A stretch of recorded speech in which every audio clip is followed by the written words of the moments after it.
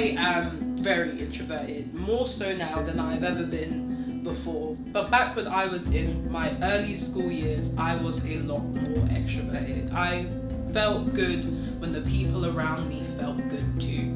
There were a lot of interests or traits that I had picked up that wasn't really me, but I used as a way for me to assimilate. It was almost as though I fed off the energy of other people. But even though I had that time at school to be extroverted, I kind of just spent most of my time in my room. My weekends, I would spend most of my time in my room. The exposure to introversion and extroversion was relatively consistent. And if it wasn't, it was something that I'd gotten used to.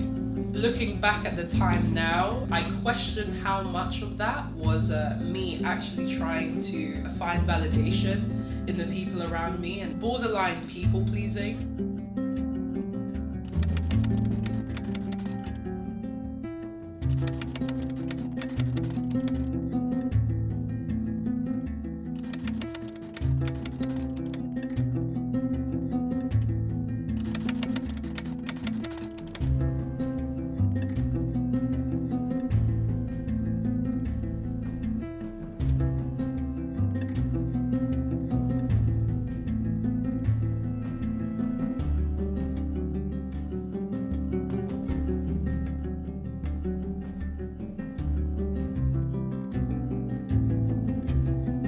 Always been a firm believer of you are most yourself when you're by yourself. During the first lockdown was the first time that I had spent that much time in isolation, should I say, just by myself, by in-person human interactions. It was cut down to just me meeting the cashier once a week at Sainsbury's when I was doing my weekly shop. It wasn't until the lockdown where I was just being myself. I realized that I was really strange. I did things I'm not going to talk about. I don't think I need to talk about. You know, I think it's private information. But I learned to love that person. I learned to love that version of me. And there was a version that it felt like I was only recently getting to know. And I really wanted to show that side to myself to people. But the more I tried to show that side of myself to people, the more I realized that if you are to become this version of yourself, if you are to become honest with yourself and honest with other people about who you are and the type of person that you want to portray yourself as, you are going to become like Marmite. You're going to be an acquired taste. Not everybody's going to like you. And that was something that I was not used to.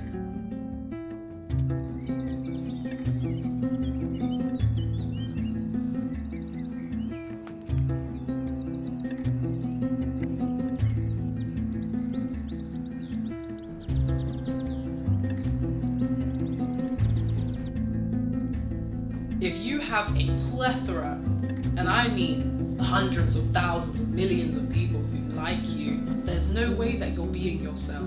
We're all individual. We all have individual interests, individual ideologies, and individual beliefs. I don't feel as though we are as free within society to just be ourselves, especially with how PC our culture has become and how sensitive a lot of us have become. There is that pressure to always say the right answer at the right time with the right people. And I felt that pressure in order for me to get that validation that I seek so much.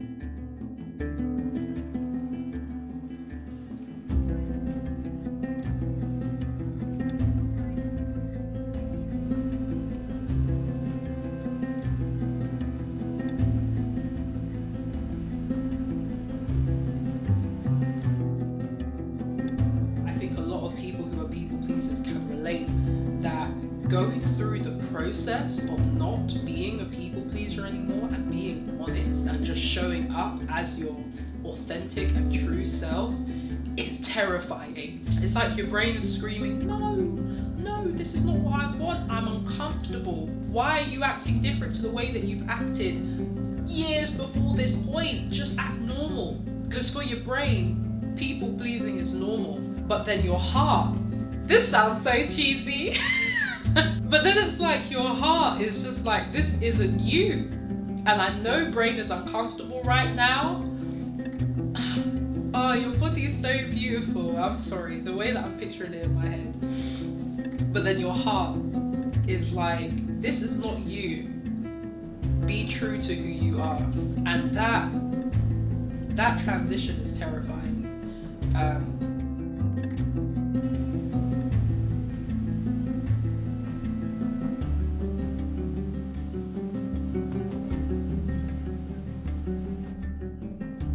We don't have to sit in silence, but if we speak, I want us to be authentic. I want us to be real. Conversations that were a lot more intimate were important to me and have been so incredibly important to me. For me personally, I love philosophy. We could go off on a tangent for hours talking about philosophy, but a lot of people don't really like talking about philosophy, which is understandable. It's a very uncomfortable conversation to have, especially when you're just meeting someone. You can't exactly say, what do you think's gonna happen when you die? I understand that small talk isn't supposed to be something personal, and as much as my brain understands that, my heart doesn't. So I guess it's just a conflict of interest between my brain and my heart. It's a cycle that I'm going through, a cycle that I've been going through, that I've been trying to get out of.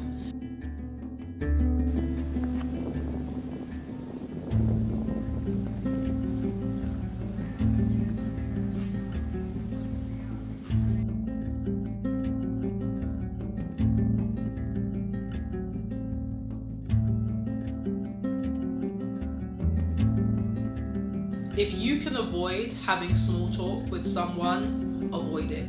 If you can jump straight into just being yourself and having a meaningful conversation. And evidently I'm not talking about like if you're at work, more in just more general social situations where you're talking with people that you could potentially become friends with.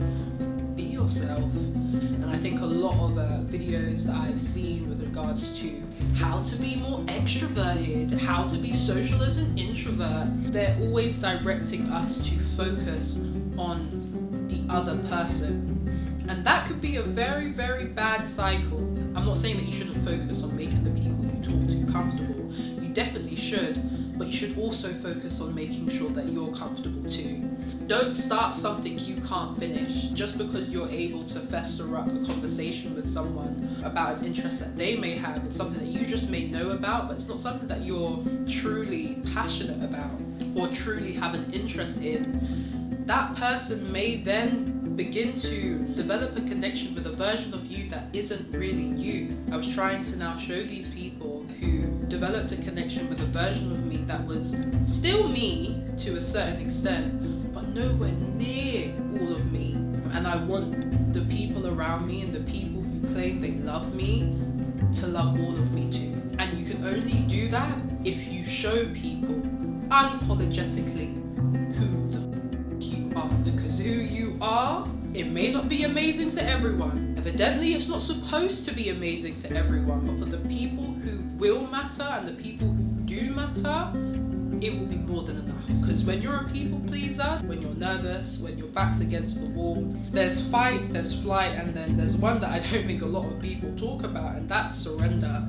And I think that surrender is the go-to for the people pleaser. Kind of just giving up and just saying, okay, what will be good for you? Let's go with what you want to go with.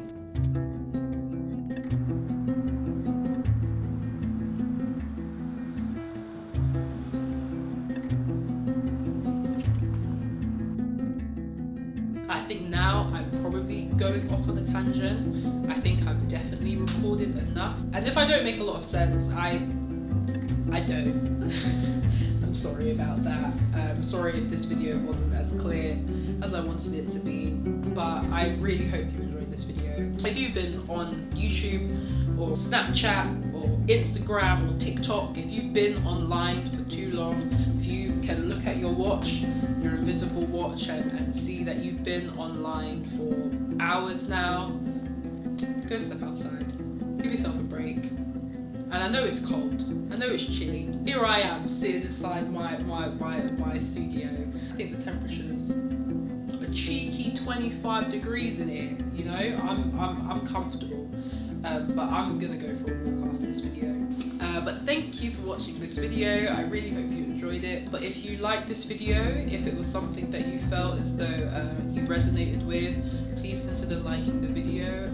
May I even go as far as saying consider subscribing to the channel. But yeah, I'm gonna see you guys in the next video.